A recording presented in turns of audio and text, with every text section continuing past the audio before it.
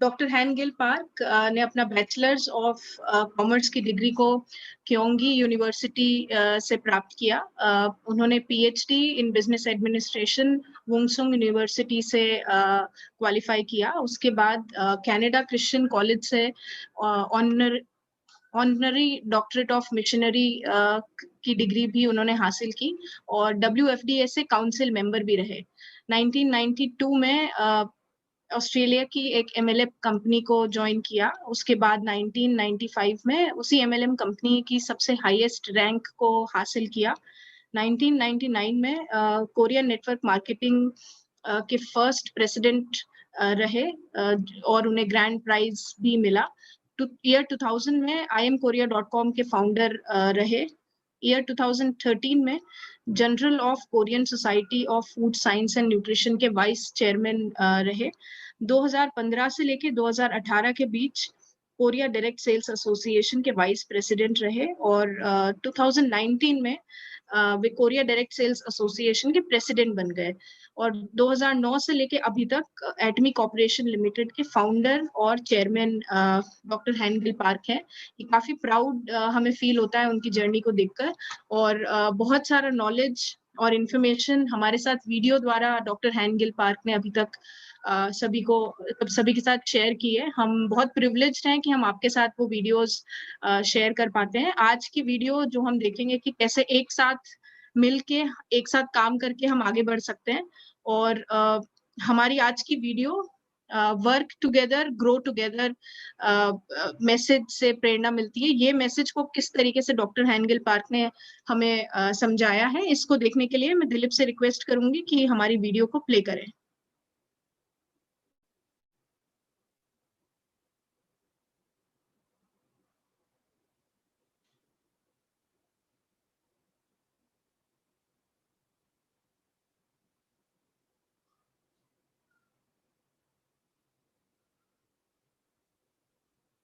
So now, as we have seen Dr.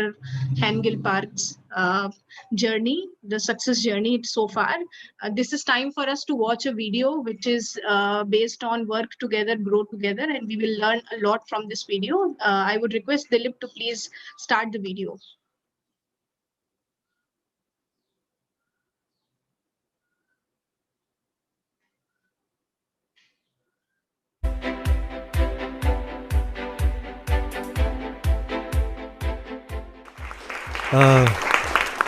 बहुत बहुत धन्यवाद। मैं आपकी कड़ी मेहनत की सराहना करता हूँ। हालांकि ये ऑटो सेल्स मास्टर के लिए एक वर्कशॉप है, मुझे लगता है कि इस व्याख्यान में उपस्थित लोगों की संख्या लगभग 2700 है। ऑटो सेल्स मास्टर बनना इतना आसान नहीं है, है ना? मुझे यकीन है कि आप में से कुछ यहाँ आसानी से पहुँच गए हैं, जबकि अन्य को ऑटो सेल्स मास्टर बनने में कुछ समय लगा।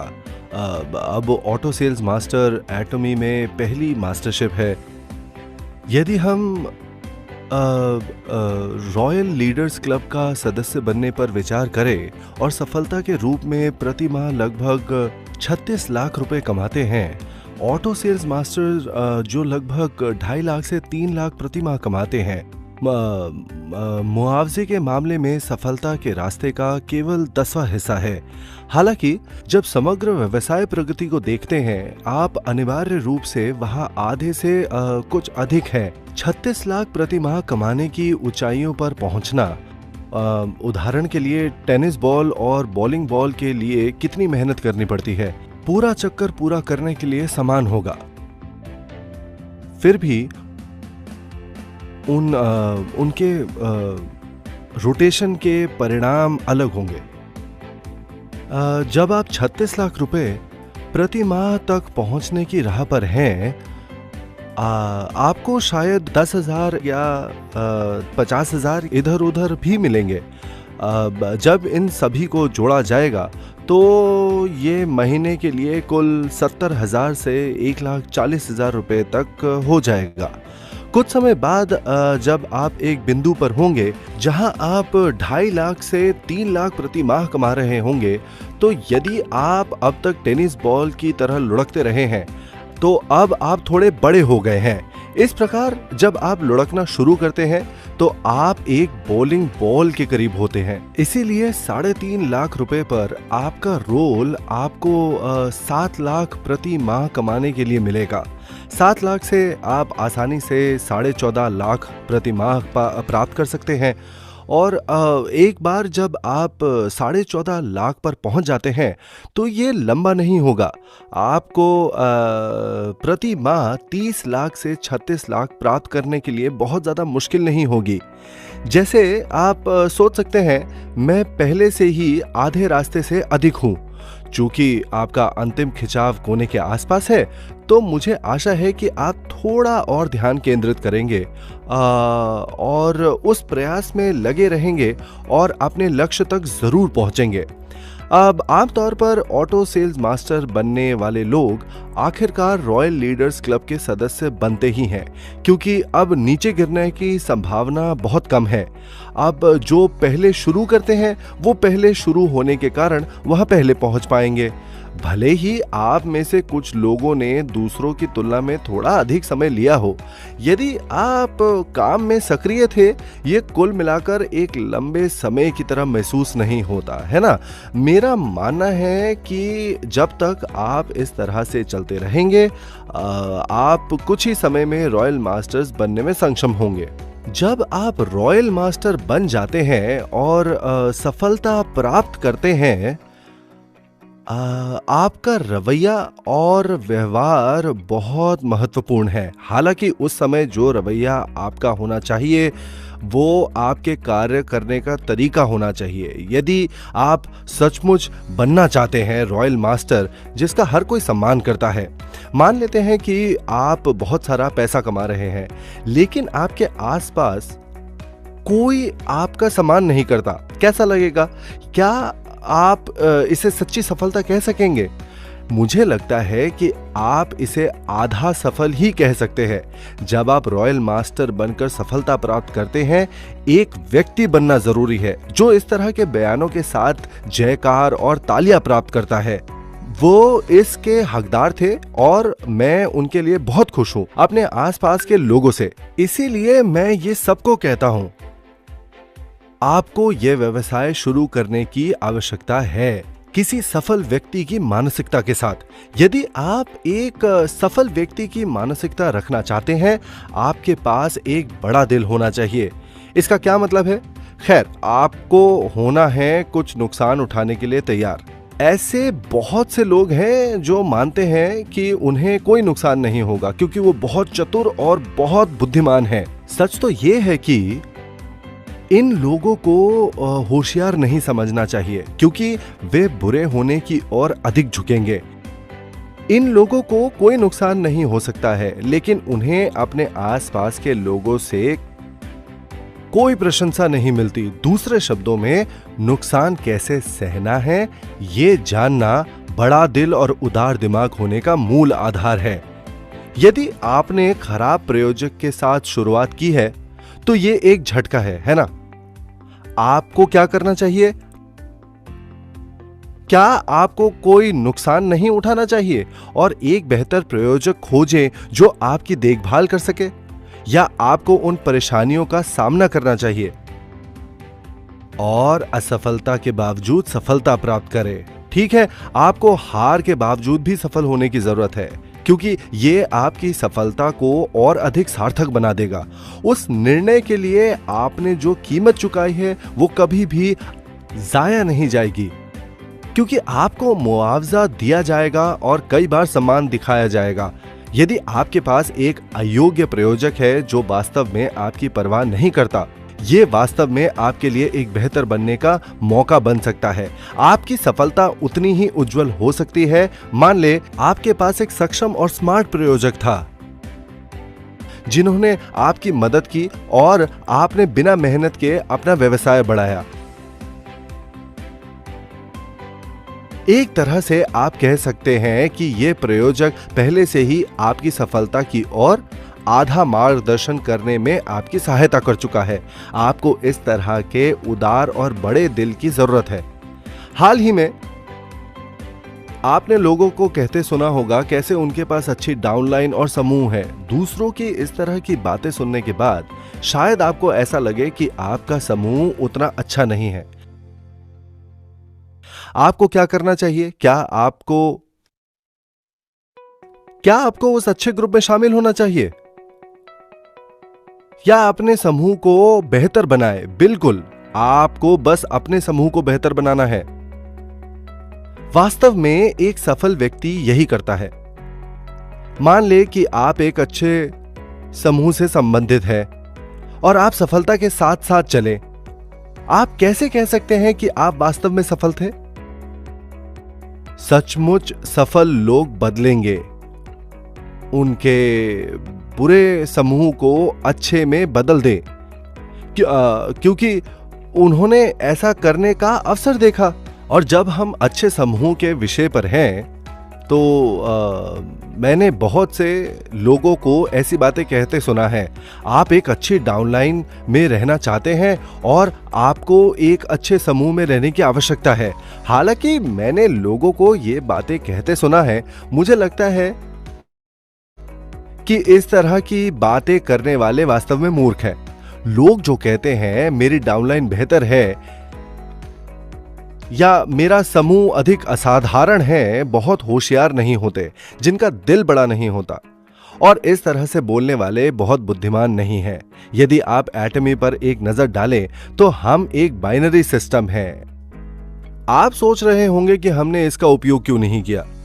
ब्रेक अवे प्लान या यूनिलेवल या मैट्रिक्स सिस्टम, इस बाइनरी सिस्टम की जगह एटमी ने बाइनरी सिस्टम का उपयोग करना चुना ताकि वे लोग भी जिनके पास प्रतिभा या क्षमता की कमी है अभी भी इस व्यवसाय से सफल हो सके।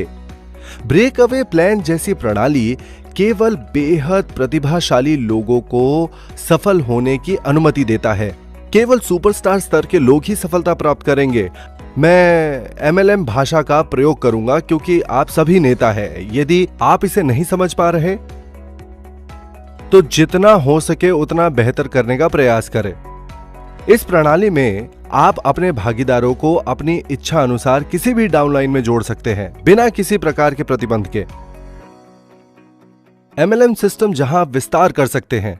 हालांकि आप कृपया इसे एक समान मुआवजा योजना के रूप में जानते हैं। MLM में आपके पास एक मैट्रिक्स प्लान भी है जो या तो बाइनरी या ट्राइशेरी मैट्रिक्स होते हैं। ये ज्यादातर 2/12 और 3/9 होते हैं। 2 पंक्तियों वाले मैट्रिक्स को बाइनरी मैट्रिक्स कहा जाता है, जबकि 3 पंक्तियों वाला एक ट्राइशेरी मैट्रिक्स के रूप में जाना जाता है। चूंकि बाइनरी मैट्रिक्स 2/12 पैटर्न का अनुसरण करता है, तो यहां आप 2 के 12 स्तरों को भर रहे हैं। ट्राई शेयरिंग मैट्रिक्स के लिए आपको एक बार में 3 लोग मिलेंगे और ऐसा तब तक करते रहे जब तक आप पहले स्तर तक नहीं पहुंच जाते हैं। इस प्रणाली में आप अपने भागीदारों को पंजीकृत करेंगे इस क्रम में कि वे अपने निर्दिष्ट स्थान पर शामिल हो, जबकि कोई व्यक्ति अपने मैट्रिक्स को पूरा करने का प्रबंधन करता है। प्रयोजक फिर एक और नया मैट्रिक्स बनाएगा और भरेगा। चूंकि यूनिलेवल और मैट्रिक्स सिस्टम थोड़े आदिम हैं, कई MLM कंपनियां उनका उपयोग नहीं करती।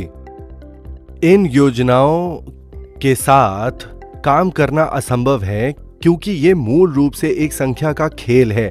MLM कंपनियों द्वारा इस्तेमाल की जाने वाली अगली प्रणाली ब्रेक अवे प्लान थी। ब्रेक अवे प्लान में प्रयोजक स्पॉन्सर अनिवार्य रूप से समूह के लिए टीम लीडर होंगे और वे असीमित रूप से लोगों को अपनी डाउनलाइन में जोड़ सकते हैं। एक समान मुआवजा योजना की तरह काम किया। हालांकि एक स्तरीय प्रणाली के विपरीत इन समूहों को रोल अप किया जा सकता है और फिर ब्रेकअप, इसलिए नाम समूह से। आमतौर पर ये समूह अलग हो जाते हैं जब वे निश्चित बिक्री मात्रा तक पहुंचे। अलग होने वाले समूहों की संख्या के आधार पर आपको डायमंड, एग्जीक्यूटिव डायमंड के रूप में लेबल किया जाएगा, डबल डायमंड या ट्रिपल डायमंड, और आगे जैसे जैसे आप बढ़ते रहेंगे। इसीलिए आपके पास जितने स्वतंत्र समूह हैं, चाहे वो 3, 6, 9, 12 हो, 18 समूहों आपकी रैंक निर्धारित करेगी। अगर आपको 6 या 9 ग्रुप बनाने हैं जो 10 मिलियन पीवी कमा रहे थे, ये आसान होगा या कठिन? बेशक ये मुश्किल है ना? जब आप सेल्स मास्टर बन जाते हैं, आपको कितने पीवी की आवश्यकता थी? आपको दोनों तरफ कम से कम 25 लाख पीवी चाहिए, बमुश्किल एक ऑटो सेल्स मास्टर बनने के लिए, है ना? हाँ, जब आपने दोनों तरफ 25 लाख पीवी जमा किए, आपने उस महीने में कितना कमाया? हाँ? यदि आप इसे 1 महीने तक बनाए रखते हैं तो आप लगभग 1.5 लाख रुपए कमाएंगे। यह औसत है। हालांकि इस प्रणाली के साथ आप ऐसे समूह बना रहे हैं जो प्रत्येक के 10 मिलियन पीवी बनाते हैं। ऐसा आप हर महीने करें। क्या आपको लगता है कि आप यह कर सकते हैं? हाँ, यदि प्रत्येक लेग पे 25 लाख पीवी जमा हो रहे हैं तो ये देखिए, बाइनरी प्लान पहले से ही कठिन है, पर क्या आप 24 समूह बनाने की कल्पना कर सकते हैं जो 10 मिलियन पीवी कमाते हैं? यदि आप ये कर सकते हैं तो आपको स्विच करना चाहिए, क्योंकि आप महीने में 10 लाख रुपए से अधिक कमा सकते हैं। आप शायद 1 साल में 10 लाख रुपए कमा सकते हैं। एटमी में हमने पहले ही मुआवजे की सीमा तय कर दी थी, है ना? अतः इस प्रकार की प्रतिभा वाले लोगों के लिए एटमी हानिकारक हो सकती है। यदि आप कर सकते हैं तो अपना हाथ उठाएं। यदि आप कम से कम 9 समूह या 12 समूह बना सकते हैं जो 10 मिलियन पीवी जमा करेगा, उस व्यवसाय में सुपरस्टार बनना आपके लिए बेहतर हो सकता है। फिर भी इन सुपरस्टार्स को मुआवजा देने के लिए कई लोगों को नुकसान उठाना पड़ा। आप बता सकते हैं कि ऐसा क्यों है?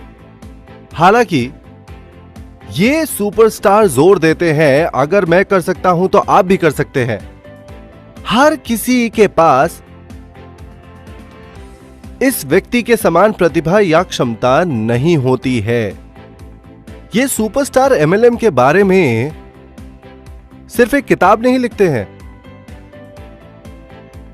ये वास्तव में कई पुस्तकें प्रकाशित करते हैं। ये लोग सिस्टम बना और व्यवस्थित कर सकते हैं, सक्सेस एकेडमी या एटमी के 1 डे सेमिनार की तरह, और फिर ये सेमिनार खुद चलाते हैं। सुपरस्टार केवल सुनने के बजाय इन प्रणालियों को शुरू से ही बनाते हैं, इसीलिए योग्यता वाले लोग इस प्रकार के एमएलएम व्यवसाय करते हैं। दूसरी ओर एटमी ने उन लोगों पर ध्यान केंद्रित किया जो ऐसा नहीं कर सकते।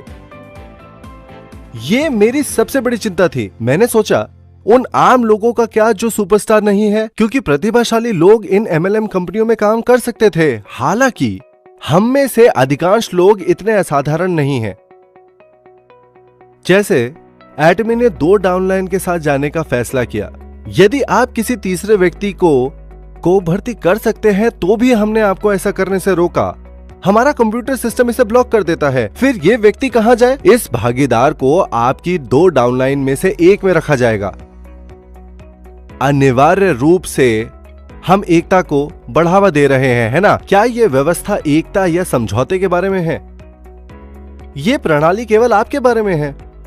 आप इस योजना में एक साथ काम नहीं कर रहे हैं। वास्तव में एक साथ काम करना लगभग असंभव है, क्योंकि आपको बगल में विस्तार करने की आवश्यकता है। अगर आप अपने व्यवहार को बढ़ाना चाहते हैं तो नीचे की ओर नहीं।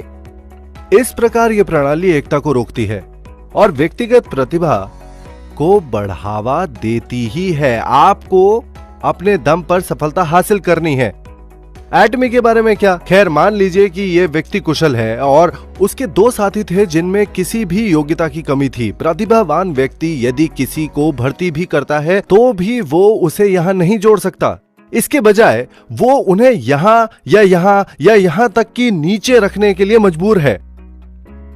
सिस्टम आपको केवल अपनी 2 डाउनलाइन पर निर्माण करने की अनुमति देगा। संक्षेप में, सक्षम व्यक्ति उसके डाउनलाइन में रहने वाले भागीदारों की मदद कर रहा है। हा? इसीलिए हम सुपरस्टार से कह रहे हैं, दूसरों की मदद करो और साथ मिलकर काम करो। हमारा सिस्टम इसी तरह काम करता है। अब आप कहां काम करना चाहेंगे? आप अकेले काम करना चाहेंगे या दूसरों के साथ काम करना चाहेंगे? उत्तर स्पष्ट है, आपको यहाँ होना चाहिए। अब क्या ये सब करने के बाद इस व्यक्ति को कोई नुकसान हुआ? क्या उसे कोई नुकसान हुआ? नहीं, उसे कोई नुकसान नहीं हुआ। सब कुछ कहाँ समाप्त होता है? ये सब उसके डाउनलाइन में जाएगा। वो प्रणाली जो न केवल आपके नुकसान को रोकने की कोशिश करती है, लेकिन ये आपको और आपके भागीदारों को एक साथ सफलता प्राप्त करने में भी मदद करता है। यही है बाइनरी प्लान, जिससे आप बहुत पैसा कमा सकते हैं। वो कहते हैं पीवी कम होने के कारण आपको एटमी में मुआवजा नहीं मिल सकता है। अच्छा, वो लोग मूर्ख हैं और एमएलएम के बारे में ज्यादा नहीं जानते हैं। मैं आपको दिखाता हूं कि ऐसा क्यों है। कोरिया में क्या कंपनियां अपनी बिक्री के 35% से अधिक की क्षतिपूर्ति कर सकती है? वे नहीं कर सकते हैं, है ना। एटमी वर्तमान में लगभग 34% प्रतिपूर्ति करता है, तो मूल रूप से हम 35% वापस कर रहे हैं। दुर्भाग्य से यह भविष्य में थोड़ा कम हो सकता है, क्योंकि चावल और पानी जैसी चीजों से 35% वापस देना संभव नहीं है। इस प्रकार पीवी के ऊपर हमारे पास बीवी नाम की कोई चीज भी नहीं होती है। एटमी में हमने इस बीवी के 35% की क्षतिपूर्ति करना सुनिश्चित किया। वो सब कुछ वापस दे रहे हैं जो हम कर सकते हैं। अगर ऐसा है तो क्या दूसरी कंपनियां कह सकती हैं कि वे हमसे अधिक या कम भुगतान करते हैं? नहीं, वे नहीं कर सकते। यदि वे करते हैं तो आप पूछ सकते हैं वे कितना भुगतान करते हैं। यदि आप बहुत कुछ प्राप्त करते हैं तो वो कितना प्रतिशत देते हैं? यदि वे कहते हैं 50%, तो आप कंपनी को अधिकारियों को रिपोर्ट कर सकते हैं, क्योंकि 35% निर्धारित किया है कोरिया में। जब आप केवल 35% प्राप्त कर रहे हैं, क्या उस प्रतिशत को प्राप्त करना बेहतर है एक छोटी पाई या बहुत बड़ी पाई से? बड़ा वाला बेहतर है, लेकिन इस पाई को पाने के लिए क्या आपको लगता है कि माल की कीमत अधिक या कम होनी चाहिए? पीवी की परवाह किए बिना ये पाई तभी बढ़ सकती है जब कीमत कम हो। क्या आप समझते हैं कि ऐसा क्यों है? यदि हम एक ही समय में पीवी और कीमतें दोनों बढ़ा देते हैं, क्या पाई बड़ी हो जाएगी? नहीं, ऐसा नहीं होगा। एटमी में हमारे पास स्किन केयर 6 सिस्टम है। यह उत्पाद आपको 1 मिलियन पीवी दे सकता है।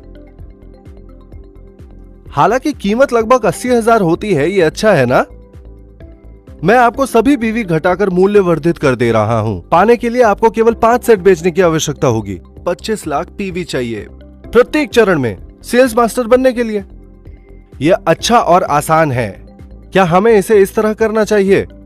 यदि आप प्रत्येक चरण के लिए 5 सेट या 2.5 सेट बेच सकते हैं उपभोक्ताओं के लिए जो आपको मिलते हैं, और मुआवजे के रूप में 1.5 लाख रुपए प्राप्त करें, यह वास्तव में बहुत अच्छा होगा, है ना। हालांकि यदि कीमत 80,000 पर सेट की गई थी, क्या अन्य लोग इसे खरीद रहे होंगे या सिर्फ आप ही? आप इसे खरीदने के लिए अपने क्रेडिट कार्ड का उपयोग कर रहे होंगे, और उसके बाद ऐसा करने से मुआवजे की अपेक्षा करें। जो लोग नासमझ हैं वो ऐसा कर रहे होंगे। आप इसे इस कीमत पर नहीं बेच पाएंगे। मान लें कि हम इस सेट को 5,500 में बेचते हैं। ये बहुत किफायती है। क्या होता अगर हमने कीमत कुछ और बढ़ा दी होती तो? मान ले 26,000 रुपए जैसा कुछ, 70,000 रुपए के बजाय जिसका मैंने पहले उल्लेख किया था। भले ही ये 26,000 प्रति सेट पर बेचा गया हो, आप अब भी शायद उनमें से कुछ को बेच सकते हैं, है ना। फिर एक सेट को 26,000 रुपए में बेचेंगे। बेचने की कोशिश करने से आसान हो सेट जिनकी कीमत 5,500 रुपए प्रत्येक है। मैं अपने प्रश्न को फिर से बताता हूं। यदि आपने एक सेट 26,000 में बेचा है, क्या लगता है लोग स्वतः ही उसे पुनर्खरीदेंगे? क्या आपको पुनर्खरीद मिल रही होगी? यदि आपने एक सेट 5,500 में बेचा है, जाहिर है आप सफल होंगे। मान ले कि आपने प्रत्येक मूल्य पर एक सेट बेचा है, क्योंकि आपको 5,500 के सेट पर पुनर्खरीद मिल रही होगी। आप एक साल में कितनी बिक्री करेंगे? इसमें कुल 12 सेट होंगे। 26,000 के सेट के लिए भले ही आपको इसे बेचने के लिए बहुत मेहनत करनी पड़ी हो, क्या आपको पुनर्खरीद मिलेगी? आप नहीं करेंगे। वर्ष के अंत में आप केवल एक ही बेचते हैं। बिक्री के मामले में कौन सा बड़ा है? यदि आप एक सेट को 26,000 में बेचते हैं तो कुल मिलाकर अभी भी 26,000 होगा। फिर भी यदि आप 12 सेट 5,500 में बेचते हैं, स्वचालित बिक्री के माध्यम से ये बिक्री लगभग 55 से 65,000 होगी। इस तरह से बिक्री बढ़ाई जा सकती है। जैसे पीवी कितना भी कम क्यों ना हो, क्या हमें कीमत कम करनी चाहिए या नहीं? हमें कीमत कम करने की जरूरत है। अगर हम ऑटो उपभोक्ता बनना चाहते हैं जो हमें ऑटो सेल्स मास्टर बनने की अनुमति देगा। आपके डाउनलाइन में आपके भागीदारों को ऑटो डायमंड सेल्स मास्टर बनने की आवश्यकता है। यदि आप एक ऑटो डायमंड मास्टर के रूप में पदोन्नत होना चाहते हैं, इसीलिए कीमत कम करने के लिए हम जो भी कर सकते हैं करते हैं। इस प्रकार जो लोग मानते हैं कि वे स्मार्ट हैं, एमएलएम के साथ अपने पिछले अनुभव के कारण कुछ इस तरह कहेंगे, वाह, जब पीवी इतने कम है तो मैं पैसा नहीं कमा सकता। यदि आप व्यवसाय के बारे में नहीं जानते तो आप सोचेंगे वे सही होंगे, कम पीवी में होना चाहिए जिससे मेरे लिए यह मुश्किल हो गया। आप इतने निराश हो जाते हैं कि आप उच्च पीवी वाली एमएलएम कंपनी में स्विच करते हैं। आमतौर पर ये उत्पाद निम्न गुणवत्ता वाले सामान होते हैं जो सैकड़ों डॉलरों में बेचे जाते हैं। इसलिए आप अपने क्रेडिट कार्ड से खरीदारी का शुल्क लेना शुरू कर देते हैं। आप अपने दोस्तों से कहते हैं, चलो पैसे कमाते हैं, आपको बस अपने कार्ड से स्वाइप करना है। ये बुरी प्रथाएं बहुत पहले से हैं। एटमी ने आखिरकार इसे खत्म कर दिया। आपको अनिवार्य रूप से अपनी पीवी मुफ्त में प्राप्त होने चाहिए। उत्पादों के बढ़िया और कम कीमत वाले होने के कारण, पुनर्खरीद होने के कारण आपके पीवी बोनस की तरह कुछ अतिरिक्त होने चाहिए। आपको अपना पैसा खर्च करके कभी पीवी जमा नहीं करना चाहिए। बेशक मैं यह नहीं कह रहा हूं कि आपको ऐसे उत्पाद नहीं खरीदने चाहिए जिनकी आपको आवश्यकता है, क्योंकि आप केवल वही पैसा खर्च कर रहे हैं जो आपने खर्च किया होता है डिस्काउंट स्टोर और टीवी होम शॉपिंग पर सामान उत्पादों के लिए। तो ये अतिरिक्त खर्चा नहीं कर रहा है ना? एटमी व्यवसाय करने के लिए अपने पैसों का उपयोग करना मूर्खता होती है।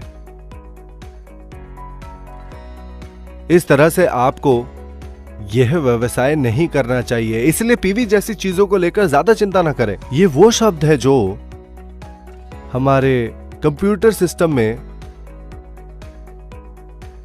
प्रयोग किया जाता है। मैंने पहले उल्लेख किया था कि लोग अच्छे डाउनलाइन और समूह के बारे में बात कर रहे हैं और कैसे मूर्ख लोग ही इन बातों के बारे में बोलते हैं।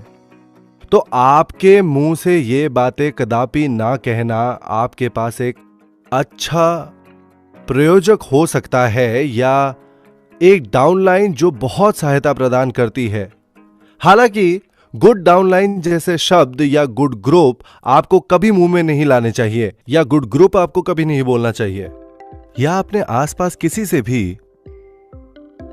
जिक्र किया जाए तो मैं समझता हूं कि वो क्या है। एटमी हमारी मार्केटिंग के लिए बाइनरी प्लान का उपयोग करता है ना? मान ले कि एक अच्छे प्रयोजक के कारण ये डाउनलाइन अच्छा काम कर रही है और दूसरी ओर ये प्रयोजक अच्छा नहीं करता। प्रतिभा की कमी और होने के कारण आप सोच सकते हैं मेरे लिए बेहतर होगा कि मैं वहां जाऊं। यदि आप इतनी छलांग लगाते हैं तो आपको क्या लगता है कि क्या होगा? यहां प्रयोजक कोई आय नहीं करेगा, है ना? यहां एक साथ ही ऐसा लग सकता है कि सब कुछ ठीक चल रहा है, लेकिन उसके पास जो दो डाउनलाइन हैं उनके बीच क्या यह संभव है कि उनमें से एक दूसरे से बेहतर कर रहा हो? यदि हम इसे इस व्यक्ति के दृष्टिकोण से देखें तो अच्छा लगा जब लोग उसके डाउनलाइन पर आते थे। अब जब उस तरह का चलन मूड सेट करने लगे, लोग सोचेंगे चूंकि आप केवल सफल हो सकते हैं एक अच्छे डाउनलाइन और प्रयोजक के साथ, मैं वहां जाना बेहतर समझता हूं। चूंकि एक डाउनलाइन बेहतर करती हुई प्रतीत होगी और प्रजा के लोग वहां झुंझुलाएंगे, है ना? जब ऐसा होता है तो क्या ये व्यक्ति पैसा कमा सकता है? नहीं। आइए कल्पना करें कि इस स्तर पर भी ऐसा ही होता है। यहाँ के लोग फिर से बेहतर डाउनलाइन पर पहुंच जाएंगे। अगर ऐसा होता है तो ये पूरे संगठन को तबाह कर सकता है।